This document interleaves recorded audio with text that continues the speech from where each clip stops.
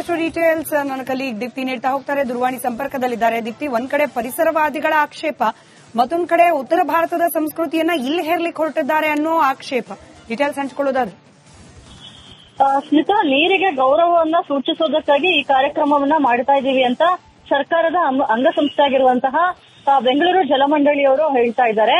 ಅಂದ್ರೆ ಜನರಲ್ಲಿ ನೀರಿನ ಅದ್ರ ಬಗ್ಗೆ ಒಂದಿಷ್ಟು ಅವೇರ್ನೆಸ್ ಅನ್ನ ಕ್ರಿಯೇಟ್ ಮಾಡೋದಕ್ಕೆ ಈ ರೀತಿಯ ಕಾರ್ಯಕ್ರಮಗಳು ಅಗತ್ಯ ಅನ್ನೋದು ಜಲಮಂಡಳಿ ಅಧ್ಯಕ್ಷರ ವಾದ. ಆದ್ರೆ ಮತ್ತೊಂದ್ ಕಡೆ ಇವರು ಕರ್ನಾಟಕ ಸರ್ಕಾರದ ಕಾನೂನನ್ನ, ಹಸಿರು ನ್ಯಾಯಪೀಠಗಳ ಕಾನೂನನ್ನ, ಜೊತೆಗೆ ರಾಜ್ಯ ಉಚ್ಚ ನ್ಯಾಯಾಲಯ ಮತ್ತೆ ಭಾರತದ ಸರ್ವೋಚ್ಚ ನ್ಯಾಯಾಲಯಗಳು ಈಗಾಗಲೇ ಹಲವು ರೀತಿಯ ಆದೇಶಗಳನ್ನ ಕೊಟ್ಟಿದೆ.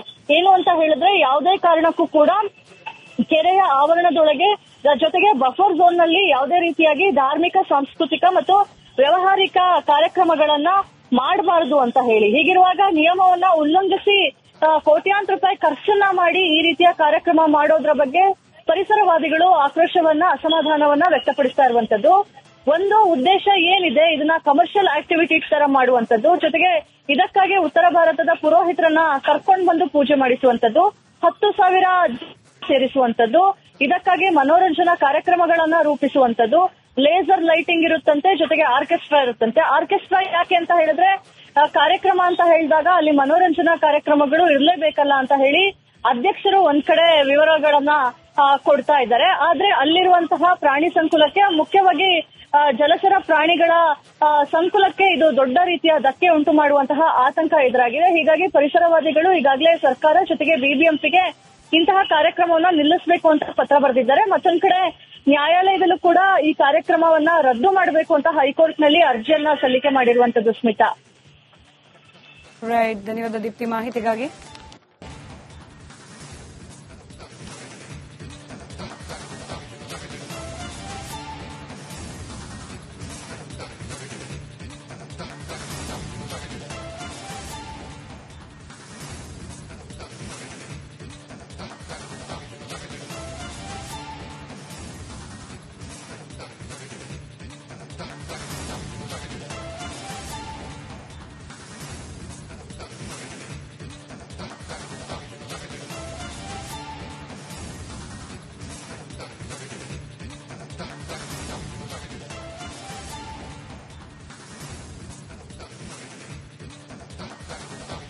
ಮತ್ತಷ್ಟು ಡೀಟೇಲ್ಸ್ ನನ್ನ ಕಲೀಗ್ ದೀಪ್ತಿ ನೀಡ್ತಾ ಹೋಗ್ತಾರೆ. ದೂರವಾಣಿ ಸಂಪರ್ಕದಲ್ಲಿದ್ದಾರೆ. ದೀಪ್ತಿ, ಒಂದ್ ಕಡೆ ಪರಿಸರವಾದಿಗಳ ಆಕ್ಷೇಪ, ಮತ್ತೊಂದ್ ಕಡೆ ಉತ್ತರ ಭಾರತದ ಸಂಸ್ಕೃತಿಯನ್ನ ಇಲ್ಲಿ ಹೇರ್ಲಿಕ್ಕೆ ಹೊರಟಿದ್ದಾರೆ ಅನ್ನೋ ಆಕ್ಷೇಪ. ಡೀಟೇಲ್ಸ್ ಹಂಚಿಕೊಳ್ಳೋದಾದ್ರೆ ಸ್ಮಿತಾ, ನೀರಿಗೆ ಗೌರವವನ್ನ ಸೂಚಿಸೋದಕ್ಕಾಗಿ ಈ ಕಾರ್ಯಕ್ರಮವನ್ನ ಮಾಡ್ತಾ ಇದ್ದೀವಿ ಅಂತ ಸರ್ಕಾರದ ಅಂಗಸಂಸ್ಥೆ ಆಗಿರುವಂತಹ ಬೆಂಗಳೂರು ಜಲಮಂಡಳಿಯವರು ಹೇಳ್ತಾ ಇದ್ದಾರೆ.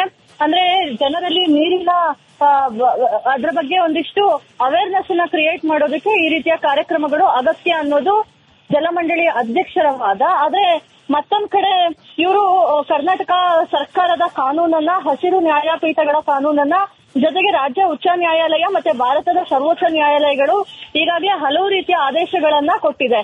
ಏನು ಅಂತ ಹೇಳಿದ್ರೆ, ಯಾವುದೇ ಕಾರಣಕ್ಕೂ ಕೂಡ ಕೆರೆಯ ಆವರಣದೊಳಗೆ ಜೊತೆಗೆ ಬಫರ್ ಝೋನ್ ನಲ್ಲಿ ಯಾವುದೇ ರೀತಿಯಾಗಿ ಧಾರ್ಮಿಕ, ಸಾಂಸ್ಕೃತಿಕ ಮತ್ತು ವ್ಯವಹಾರಿಕ ಕಾರ್ಯಕ್ರಮಗಳನ್ನ ಮಾಡಬಾರದು ಅಂತ ಹೇಳಿ. ಹೀಗಿರುವಾಗ ನಿಯಮವನ್ನ ಉಲ್ಲಂಘಿಸಿ ಕೋಟ್ಯಾಂತರ ರೂಪಾಯಿ ಖರ್ಚನ್ನ ಮಾಡಿ ಈ ರೀತಿಯ ಕಾರ್ಯಕ್ರಮ ಮಾಡೋದ್ರ ಬಗ್ಗೆ ಪರಿಸರವಾದಿಗಳು ಆಕ್ರೋಶವನ್ನ, ಅಸಮಾಧಾನವನ್ನ ವ್ಯಕ್ತಪಡಿಸ್ತಾ ಇರುವಂತದ್ದು. ಒಂದು ಉದ್ದೇಶ ಏನಿದೆ, ಇದನ್ನ ಕಮರ್ಷಿಯಲ್ ಆಕ್ಟಿವಿಟೀಸ್ ತರ ಮಾಡುವಂತದ್ದು, ಜೊತೆಗೆ ಇದಕ್ಕಾಗಿ ಉತ್ತರ ಭಾರತದ ಪುರೋಹಿತರನ್ನ ಕರ್ಕೊಂಡು ಬಂದು ಪೂಜೆ ಮಾಡಿಸುವಂತದ್ದು, 10,000 ಸೇರಿಸುವಂತದ್ದು, ಇದಕ್ಕಾಗಿ ಮನೋರಂಜನಾ ಕಾರ್ಯಕ್ರಮಗಳನ್ನ ರೂಪಿಸುವಂತದ್ದು, ಲೇಸರ್ ಲೈಟಿಂಗ್ ಇರುತ್ತಂತೆ, ಜೊತೆಗೆ ಆರ್ಕೆಸ್ಟ್ರಾ ಇರುತ್ತಂತೆ. ಆರ್ಕೆಸ್ಟ್ರಾ ಯಾಕೆ ಅಂತ ಹೇಳಿದ್ರೆ, ಕಾರ್ಯಕ್ರಮ ಅಂತ ಹೇಳಿದಾಗ ಅಲ್ಲಿ ಮನೋರಂಜನಾ ಕಾರ್ಯಕ್ರಮಗಳು ಇರಲೇಬೇಕಲ್ಲ ಅಂತ ಹೇಳಿ ಅಧ್ಯಕ್ಷರು ಒಂದ್ ಕಡೆ ವಿವರಗಳನ್ನ ಕೊಡ್ತಾ ಇದ್ದಾರೆ. ಆದ್ರೆ ಅಲ್ಲಿರುವಂತಹ ಪ್ರಾಣಿ ಸಂಕುಲಕ್ಕೆ, ಮುಖ್ಯವಾಗಿ ಜಲಚರ ಪ್ರಾಣಿಗಳ ಸಂಕುಲಕ್ಕೆ ಇದು ದೊಡ್ಡ ರೀತಿಯ ಧಕ್ಕೆ ಉಂಟು ಮಾಡುವಂತಹ ಆತಂಕ ಎದುರಾಗಿದೆ. ಹೀಗಾಗಿ ಪರಿಸರವಾದಿಗಳು ಈಗಾಗಲೇ ಸರ್ಕಾರ ಜೊತೆಗೆ ಬಿಬಿಎಂಪಿಗೆ ಇಂತಹ ಕಾರ್ಯಕ್ರಮವನ್ನ ನಿಲ್ಲಿಸಬೇಕು ಅಂತ ಪತ್ರ ಬರೆದಿದ್ದಾರೆ. ಮತ್ತೊಂದ್ ಕಡೆ ನ್ಯಾಯಾಲಯದಲ್ಲೂ ಕೂಡ ಈ ಕಾರ್ಯಕ್ರಮವನ್ನ ರದ್ದು ಮಾಡಬೇಕು ಅಂತ ಹೈಕೋರ್ಟ್ ನಲ್ಲಿ ಅರ್ಜಿಯನ್ನ ಸಲ್ಲಿಕೆ ಮಾಡಿರುವಂತದ್ದು. ಸ್ಮಿತಾ, ರೈಟ್, ಧನ್ಯವಾದ ದೀಪ್ತಿ ಮಾಹಿತಿಗಾಗಿ.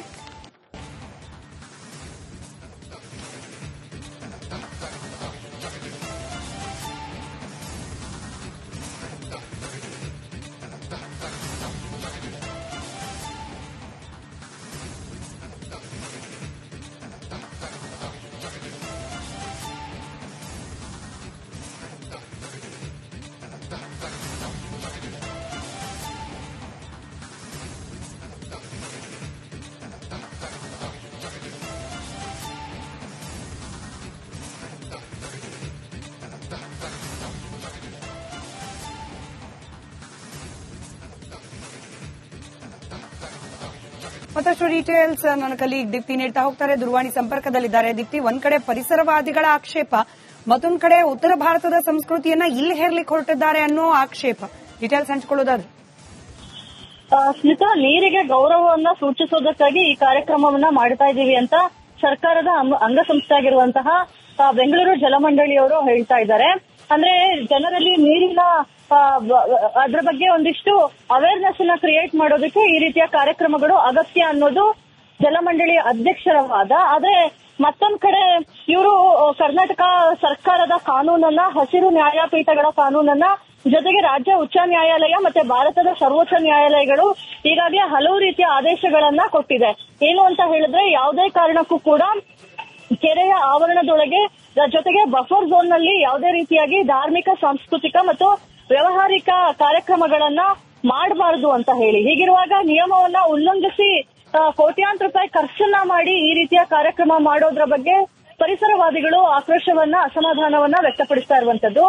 ಒಂದು ಉದ್ದೇಶ ಏನಿದೆ, ಇದನ್ನ ಕಮರ್ಷಿಯಲ್ ಆಕ್ಟಿವಿಟೀಸ್ ತರ ಮಾಡುವಂತದ್ದು, ಜೊತೆಗೆ ಇದಕ್ಕಾಗಿ ಉತ್ತರ ಭಾರತದ ಪುರೋಹಿತರನ್ನ ಕರ್ಕೊಂಡು ಬಂದು ಪೂಜೆ ಮಾಡಿಸುವಂತದ್ದು, 10,000 ಸೇರಿಸುವಂತದ್ದು, ಇದಕ್ಕಾಗಿ ಮನೋರಂಜನಾ ಕಾರ್ಯಕ್ರಮಗಳನ್ನ ರೂಪಿಸುವಂತದ್ದು, ಲೇಸರ್ ಲೈಟಿಂಗ್ ಇರುತ್ತಂತೆ, ಜೊತೆಗೆ ಆರ್ಕೆಸ್ಟ್ರಾ ಇರುತ್ತಂತೆ. ಆರ್ಕೆಸ್ಟ್ರಾ ಯಾಕೆ ಅಂತ ಹೇಳಿದ್ರೆ, ಕಾರ್ಯಕ್ರಮ ಅಂತ ಹೇಳಿದಾಗ ಅಲ್ಲಿ ಮನೋರಂಜನಾ ಕಾರ್ಯಕ್ರಮಗಳು ಇರಲೇಬೇಕಲ್ಲ ಅಂತ ಹೇಳಿ ಅಧ್ಯಕ್ಷರು ಒಂದ್ ಕಡೆ ವಿವರಗಳನ್ನ ಕೊಡ್ತಾ ಇದ್ದಾರೆ. ಆದ್ರೆ ಅಲ್ಲಿರುವಂತಹ ಪ್ರಾಣಿ ಸಂಕುಲಕ್ಕೆ, ಮುಖ್ಯವಾಗಿ ಜಲಚರ ಪ್ರಾಣಿಗಳ ಸಂಕುಲಕ್ಕೆ ಇದು ದೊಡ್ಡ ರೀತಿಯ ಧಕ್ಕೆ ಉಂಟು ಮಾಡುವಂತಹ ಆತಂಕ ಎದುರಾಗಿದೆ. ಹೀಗಾಗಿ ಪರಿಸರವಾದಿಗಳು ಈಗಾಗಲೇ ಸರ್ಕಾರ ಜೊತೆಗೆ ಬಿಬಿಎಂಪಿಗೆ ಇಂತಹ ಕಾರ್ಯಕ್ರಮವನ್ನ ನಿಲ್ಲಿಸಬೇಕು ಅಂತ ಪತ್ರ ಬರೆದಿದ್ದಾರೆ. ಮತ್ತೊಂದ್ ಕಡೆ ನ್ಯಾಯಾಲಯದಲ್ಲೂ ಕೂಡ ಈ ಕಾರ್ಯಕ್ರಮವನ್ನ ರದ್ದು ಮಾಡಬೇಕು ಅಂತ ಹೈಕೋರ್ಟ್ ನಲ್ಲಿ ಅರ್ಜಿಯನ್ನ ಸಲ್ಲಿಕೆ ಮಾಡಿರುವಂತದ್ದು. ಸ್ಮಿತಾ, ರೈಟ್, ಧನ್ಯವಾದ ದೀಪ್ತಿ ಮಾಹಿತಿಗಾಗಿ.